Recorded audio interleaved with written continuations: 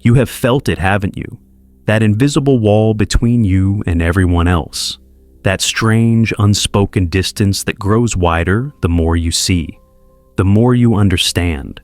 You're sitting in a room full of people, and somehow, you're alone. Not because you're shy, not because you're broken, but because you see something they don't. You've glimpsed behind the curtain. You've tasted a truth they're still running from. And now they look at you differently. They don't say it directly, they never do. But you feel it in the silences, in the way conversations change when you enter the room, in the way your ideas are dismissed with a nervous laugh, in the way they stop inviting you, stop asking your opinion, stop seeing you at all. You thought clarity would set you free. Instead, it's made you invisible. Carl Jung called this spiritual awakening, and he warned that the moment you wake up, society begins the process of pushing you out. Not violently, not obviously, but systematically, silently, completely. Because here's the truth they'll never tell you. Society doesn't reject you because you're wrong. It rejects you because you see too much. You've become dangerous, not because you're violent, but because you're awake in a world that depends on sleep. You've integrated the shadow. You've seen through the collective delusion, and your very existence, your clarity, your questions, your refusal to pretend, threatens the comfortable lies that hold civilization together. Jung spent his entire life studying this phenomenon. He watched it happen to philosophers, mystics, visionaries. He watched society exile the very people who could save it. And he understood why. The spiritually awake don't fit. They can't be controlled. They won't perform. They refuse to play the game. And in a system built on obedience, conformity, and unconsciousness, that makes them the enemy. This isn't paranoia. This is pattern recognition. And if you're watching this, you already know it's true. You've already felt the push, the cold shoulder, the silent exclusion. You're not imagining it, you're experiencing it. So, let me show you exactly what's happening, why it's happening, and why your exile, your isolation, isn't punishment. It's initiation. Let's start with something uncomfortable. Everything you've been taught, everything society has sold you as normal, is a lie. Not a small lie, not a white lie. A foundational, structural, civilization scale lie. Jung called it the collective unconscious, the shared dream, the mass delusion that keeps billions of people walking in the same direction, performing the same rituals, chasing the same illusions. Career ladders, status symbols, the right car, the right job, the right opinions, the right performance of happiness. And here's the thing, it works. For most people, it works beautifully. They climb, they consume, they compete. They never stop long enough to ask the one question that would shatter everything. Why? Why am I doing this? Why does this matter? What am I actually building? But you asked that question. And the moment you did, the spell broke. Suddenly you could see it. The theater, the performance, the desperate, exhausting charade everyone's participating in. You saw people trading their lives for paychecks they'd spend on things they didn't need to impress people they didn't like. You saw the manufactured outrage, the fake values, the scripted conversations. You saw the machine. And once you see the machine, you can't unsee it. That's when society turned on you. Because here's what Jung understood. The collective delusion only works if everyone participates. It's a shared hallucination, a mass hypnosis. And the moment someone wakes up, the moment someone stops pretending, they become a threat.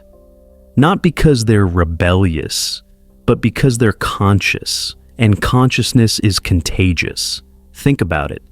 When you're around someone who's awake, what happens? You start questioning things too. You start noticing the cracks, the contradictions, the absurdity of it all. One person waking up can wake up 10 more. 10 can wake 100. And that's exactly what the system can't allow. So it protects itself, not with force, not with violence, but with something far more effective: social pressure, isolation, invisibility.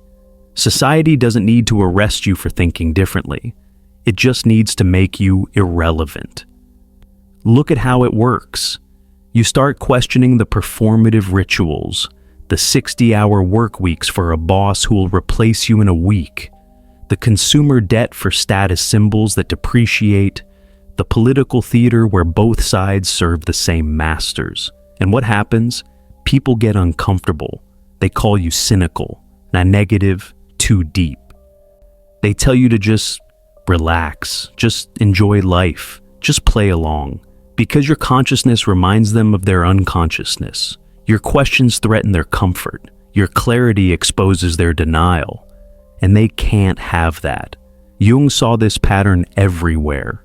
In ancient Athens, they poisoned Socrates for asking questions. In Renaissance Italy, they burned Giordano Bruno for seeing too much. In every era, in every culture, the awake have been pushed to the margins, not because they were wrong, but because they were right. And the right answer is always more dangerous than the comfortable lie. Here's what they'll never admit. The system isn't broken. It's working exactly as designed. It's designed to keep you asleep, to keep you producing, consuming, obeying. It's designed to turn human beings into predictable, manageable, controllable units. And you broke the design. You woke up. You became unpredictable, unmanageable, uncontrollable. That's not your failure. That's your evolution. But evolution always comes with a price. And the price of waking up is simple. You can never go back to sleep. You can never pretend again. You can never unsee what you've seen. Society will reject you for this. Not loudly, not officially, but completely. And now you understand why. Now let's talk about what really makes you dangerous. It's not your intelligence. It's not your awareness. It's something deeper, something most people spend their entire lives running from. Your darkness. Jung called it the shadow. The part of you that society taught you to hide, to suppress, to deny. Your rage, your selfishness, your cruelty, your lust for power, your capacity for violence. Every impulse you were told was unacceptable. Every thought you were taught to be ashamed of. Every primal instinct civilization tried to beat out of you. That's your shadow. And here's what separates you from everyone else. You didn't just acknowledge it, you integrated it. You looked into the abyss. And instead of flinching, instead of running, instead of pretending it wasn't there, you claimed it, you owned it. You made peace with the monster inside you. That's shadow work. That's integration. And that's exactly why they fear you. Because most people, they never do this. They can't do this. The idea of confronting their own darkness terrifies them so completely that they'll do anything to avoid it. So what do instead? They project it. They take all that rage, all that hatred, all that darkness they can't face in themselves, and they throw it onto someone else, onto enemies, scapegoats, the other side, the villain of the week. Society runs on projection. It always has. Give people an enemy to hate, and they'll never have to face themselves. Give them someone to blame, and they'll never question their own capacity for evil. This is how control works. This is how manipulation works. You want to control someone? Make them afraid of their own shadow. Make them believe their darkness is unacceptable.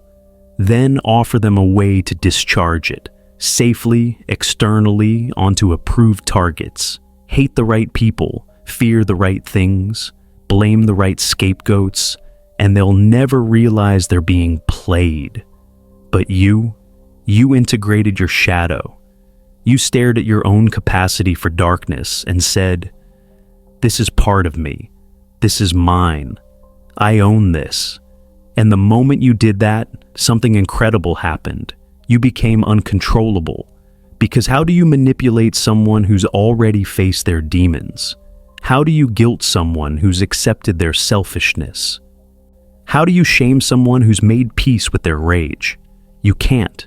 Guilt, shame, and fear, the three pillars of social control, they only work on people who are afraid of themselves. They only work on people still running from their shadow. But someone who's integrated, someone who's whole, they're immune. You can't threaten them with exposure because they've already exposed themselves to themselves. You can't make them feel guilty because they've already accepted what they're capable of. You can't scare them with their own darkness because they've already walked through it and come out the other side. That's real power, not the fake power of status or wealth or position, but the terrifying, unshakable power of someone who knows exactly what they are. Jung understood this. He knew that the integrated person, the individuated person, becomes dangerous to any system that relies on control because they can't be manipulated, can't be herded, can't be made to project their shadow onto convenient enemies.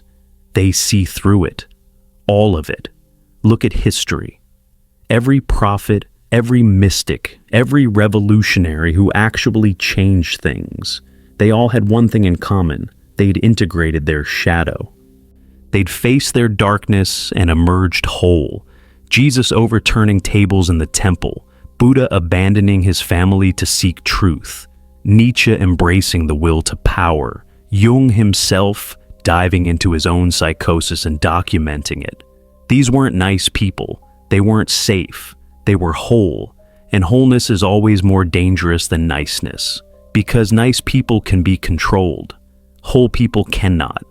Society needs you fractured, divided against yourself, at war with your own nature, because a person at war with themselves will never have the energy to fight the system. But you stopped fighting yourself.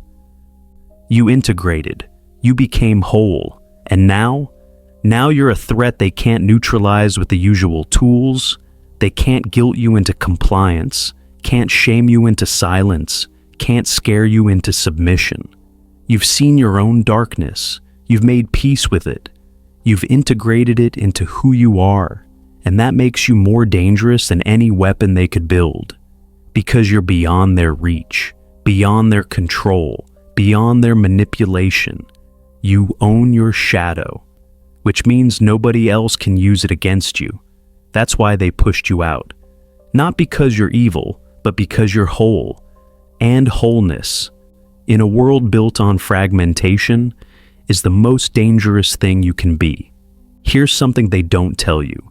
Society doesn't want you. It wants your mask.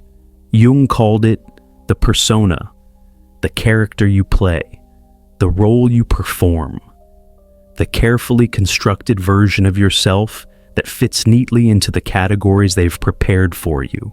The obedient employee, the agreeable friend, the predictable citizen, the loyal consumer. And if you play that role well enough, if you perform it convincingly enough, society rewards you beautifully. Promotions, invitations, recognition, approval, a comfortable place in the hierarchy. But there's a catch. There's always a catch. The mask has to stay on. Always. Forever.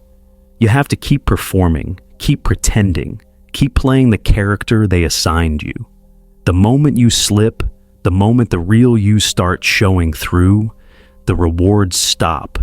Because society doesn't invest in people. It invests in personas, in predictable, manageable, categorizable roles that serve the system. Think about your job.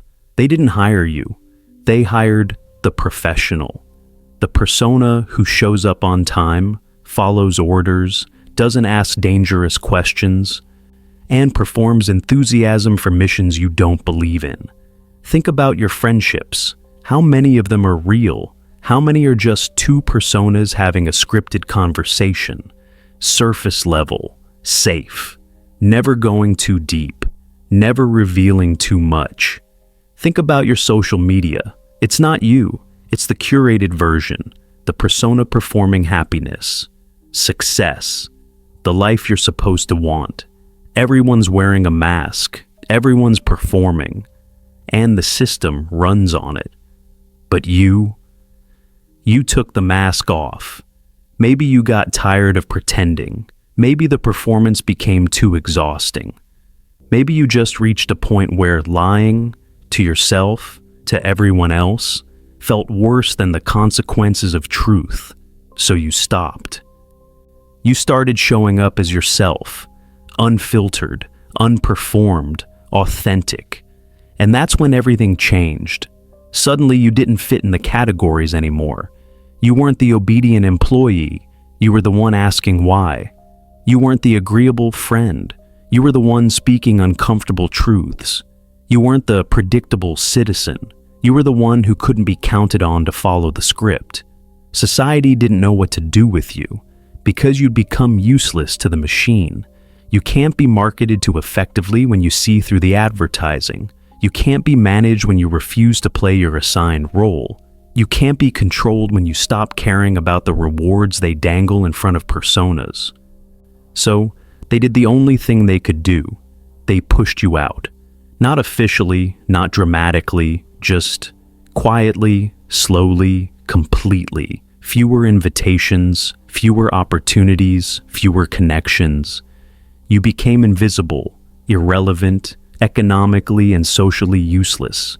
And here's the brutal truth Jung understood. This is the price of authenticity. Freedom costs you acceptance, always, without exception. You can have the mask and the rewards, or you can have yourself and the exile, but you can't have both. Most people choose the mask. They choose the performance, because the alternative, standing alone outside the system with no safety net, is too terrifying. But you chose differently. You chose freedom. You chose truth. You chose yourself over the persona. And now you're paying the price. You're outside the boxes, outside the categories, outside the comfortable, predictable world where everyone knows their role and plays it perfectly. You're free, genuinely free. But freedom in a world of performers looks like rebellion, looks like failure, looks like rejection. It's not. It's liberation. But liberation is lonely, and society makes sure it stays that way.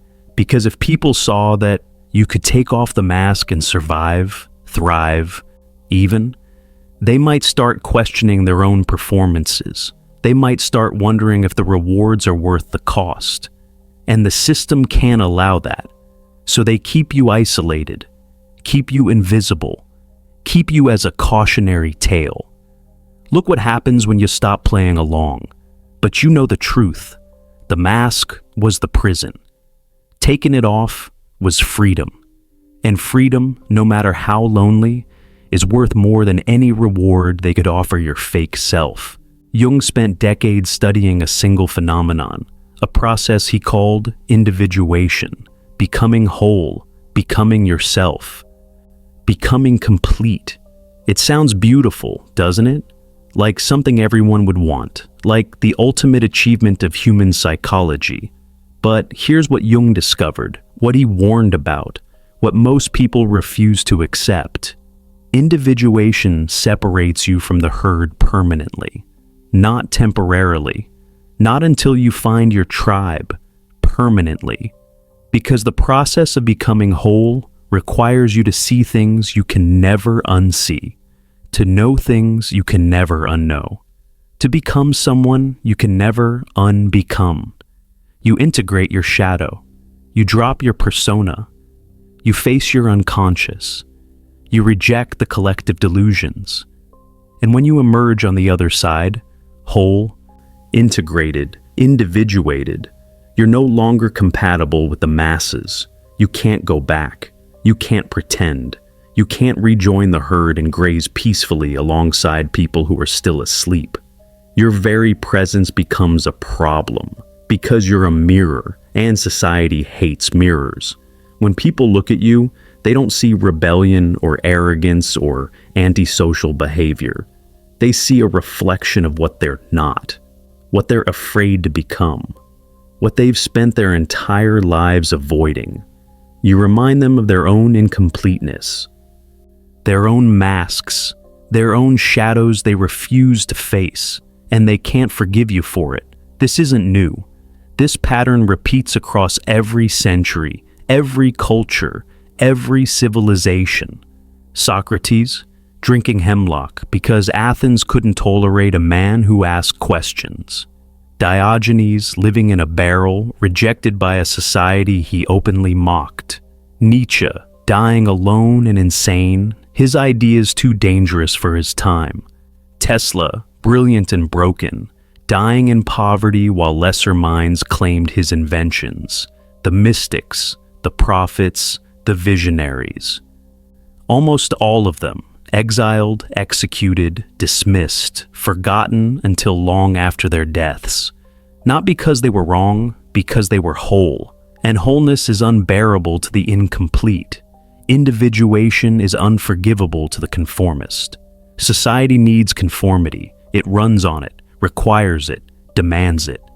The entire structure, economic, social, political, depends on people staying in their assigned roles, following the same patterns, wanting the same things. Individuation is the death of conformity. And conformity protects itself viciously. So they reject you, not once, not dramatically, continuously, quietly, systematically. Every authentic thing you say, every boundary you set, every time you refuse to perform or pretend or play along, rejection. It never stops. Because your existence never stops being a threat. You think eventually they'll accept you. They won't. You think eventually you'll find people to understand. Maybe a few, but never enough, never the way you need. Because the individuated person stands alone, always, by definition. Jung knew this firsthand. He broke from Freud, his mentor, his friend, because individuation demanded it. He descended into his own madness and documented it in his Red Book, knowing the world would think him insane. He spent years isolated, rejected by the psychiatric community, considered dangerous and delusional, but he emerged whole, complete, individuated, and he understood the price. Wholeness guarantees isolation. Becoming yourself guarantees you'll lose almost everyone. The more complete you become, the fewer people can stand to be around you. Not because you're difficult, because you're a mirror they don't want to look into. This is the truth they don't tell you when they talk about finding yourself or living authentically. They make it sound like a journey that ends in belonging, in connection, in community. It doesn't. It ends in you, alone, whole, free, but profoundly, permanently alone. And you have to decide, is wholeness worth the isolation? Jung said, yes. The mystics said yes. The prophets said yes. Because they understood something most people never will. Better to stand alone in truth than together in delusion. Better to be rejected for who you are than accepted for who you're not. Your isolation isn't punishment, it's proof. Proof that you've completed the journey most people are too terrified to begin. Proof that you've become what they could never dare to be. The herd rejects the individuated. They always have. They always will. And that rejection is your badge of honor. Let's talk about how they actually do it, because they don't burn you at the stake anymore. They don't exile you to an island. They don't make speeches about why you're being removed. They do something far more effective, something far more cruel. They simply stop seeing you. It starts small. So small you think you're imagining it. A text left unread, an invitation that doesn't come, a promotion that goes to someone less qualified, a conversation that dies when you enter the room. Nothing dramatic, nothing you can point to and say, this is proof. Just a gradual fading, a slow erasure, a quiet removal from the spaces you once occupied. And when you notice it, when you start to feel it, they gaslight you. You're being paranoid. You're too sensitive. You're overthinking it. You're too intense. You think too much. They make you doubt your own perception, your own reality, your own sanity, because that's how the silent exile works. It makes you question whether it's even happening. Jung saw this clearly. He understood that the collective unconscious protects itself not through violence, but through invisibility. It doesn't attack threats, it erases them. And the most effective way to erase someone, make them think they're crazy for noticing their own erasure. You speak up in a meeting, your idea is ignored. 5 minutes later, someone else says the same thing. Everyone loves it. You set a boundary. Suddenly you're difficult to work with. You tell an uncomfortable truth. Now you're negative, cynical, bringing down the mood. You stop performing enthusiasm for things that don't matter. Now you're not a team player. The labels change. The mechanism stays the same. They don't fire you. They make your job impossible until you quit. They don't unfriend you. They just stop inviting you until you disappear. They don't argue with you. They just smile and nod and do exactly what they were going to do anyway. You become a ghost. Present but unseen. Speaking but unheard. Existing but irrelevant. This is economic marginalization, social invisibility, systematic exclusion. And the genius of it, the truly diabolical brilliance, is that there's nothing to fight against, no enemy to confront, no policy to challenge, no person to blame, just 1,000 small moments of being overlooked, dismissed, forgotten. You start doubting yourself. Maybe you are too intense. Maybe you do think too much. Maybe the problem is you. That's exactly what they need you to believe. Because if you accept that you're the problem, if you internalize the gaslighting, you'll either change back into something manageable, or you'll remove yourself completely. Either way, the threat is neutralized. But here's what Jung would tell you. You're not imagining it. You're not paranoid. You're not crazy. The exile is real. It's systematic. It's been happening to the awake for thousands of years. It's just evolved, gotten subtler, more psychological, more deniable. They don't need steaks and pyres when they have HR departments and social algorithms. They don't need exile when they have quiet quitting and ghosting. They don't need inquisitions when they have social media and reputation management. The tools change, the pattern doesn't. Identify the threat. Isolate the threat. Make the threat doubt itself. Wait for the threat to remove itself. Clean, efficient, untraceable, and the punishment, the real punishment, isn't the exile itself. It's what comes with it. You're treated like you're still asleep, like you're still part of the dream. But now, you're the only one who knows you're awake. You're dreaming alone in a room full of sleepers. They interact with you like you're still one of them. But you're not. And you both know it, even if they'll never admit it. You're the joke nobody laughs at, the idea nobody considers, the person nobody remembers to include. Not violently, not obviously, just consistently, perpetually, exhaustingly. This is the silent exile. This is how society removes the awake without ever acknowledging what it's doing. And the cruelest part? They'll never tell you why. They'll never sit you down and say, "You see too much, you become dangerous, we're pushing you out."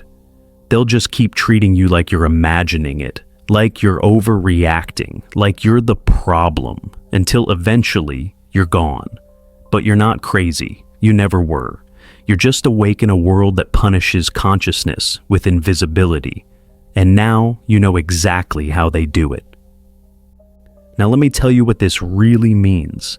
Everything you've experienced, every rejection, every silent exclusion, every moment of isolation, it wasn't punishment, it was initiation. You weren't cast out. You were set free. Think about what actually happened. You saw through the collective delusion. You integrated your shadow. You dropped the persona. You completed individuation. You survived the silent exile. You did what 99% of humanity will never have the courage to do. You left the cave, and now you stand in the light while they rage at shadows on the wall. Jung understood this. He knew that the spiritually awake aren't outcasts. They're scouts, explorers, the ones who venture beyond the boundary of the known and return transformed. Most people never leave the village. They're born in the prison, they die in the prison, and they call it safety. But you walked through the wall, and when you tried to come back and tell them what you saw, they couldn't understand, wouldn't understand, refused to understand. So they pushed you out, and in doing so, they gave you the greatest gift possible, freedom from their prison. Look at what you've gained. Really look at it. You're no longer controlled by the collective delusion. You see the machine, so it can't run you anymore. You've integrated your shadow. You own your darkness, which means nobody can weaponize it against you. You're immune to guilt, shame, and fear, the three chains that bind everyone else. You dropped your persona. You're no longer performing for approval, no longer trading authenticity for acceptance. You're free from the exhausting theater everyone else is trapped in. You've individuated. You're whole, complete. While everyone else remains fractured, divided against themselves, at war with their own nature, you've made peace. You've become integrated. And yes, they exiled you. But exile from a prison isn't punishment. It's liberation. You're not rejected. You're evolved beyond their comprehension. They look at you and they can't categorize you, can't predict you, can't control you, can't manipulate you, can't use you. You're useless to the system, which means you're finally useful to yourself.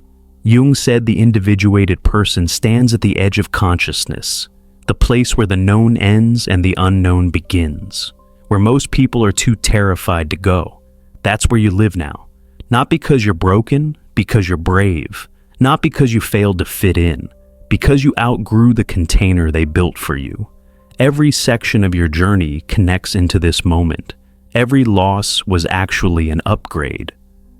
The delusion, you escaped it. The shadow, you own it. The persona, you transcended it. Individuation, you achieved it. The exile, you survived it. You're not wandering in the wilderness. You're standing on a mountain, looking down at the valley where everyone else is still trapped. They think they rejected you. They didn't. They released you. You're untouchable now. Not because you're invulnerable, but because their weapons don't work anymore. Their approval can't tempt you. Their rejection can't break you. Their gaslighting can't confuse you. You've seen too much, become too whole, evolved too far. You're beyond their reach, beyond their understanding, beyond their world entirely. This isn't exile. This is ascension. This isn't loneliness. This is sovereignty. This isn't rejection. This is transcendence.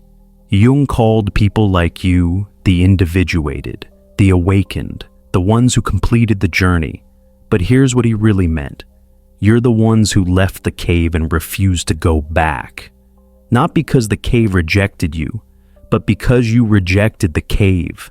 Your exile isn't your curse, it's your throne. And from that throne, you're finally free.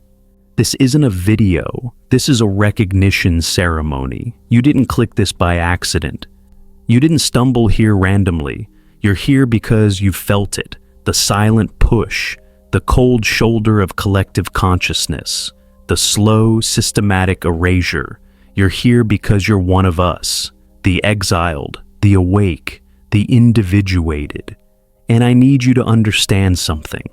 Jung never said this journey would be comfortable. He never promised you'd be understood. He never said individuation would make you popular or successful or beloved. He said it was necessary. Necessary for what? For becoming whole, for becoming yourself, for living as a complete human being instead of a fractured, performing, controlled shadow of one. That's what you've done. That's what you're doing. That's what you'll continue doing. And yes, it will cost you everything the masses call valuable. Their approval, their invitations, their comfortable delusions. But here's your instruction, your ritual, your command going forward. Embrace the exile. Stop fighting it. Stop trying to convince them. Stop seeking their approval or validation or understanding. They can't give it to you. They never could. Because you're speaking a language they've forgotten how to hear. Build your life in the wilderness beyond their walls. Not in isolation, in sovereignty. Find the others who've been pushed out, the scouts, the explorers, the individuated. We're rare, but we exist. Stop trying to fit back into boxes you've outgrown. Stop shrinking yourself to make the sleepers comfortable. Stop apologizing for seeing what they refuse to see. The world doesn't need more people who fit in. It's drowning in people who fit in. It needs people who refuse to. People who stand at the edge of consciousness and hold the line. People who have integrated their shadows and dropped their masks and completed the journey. It needs you, exactly as you are, whole, awake, free. Jung completed his journey alone. So did Nietzsche. So did every mystic, prophet, and visionary who actually changed something.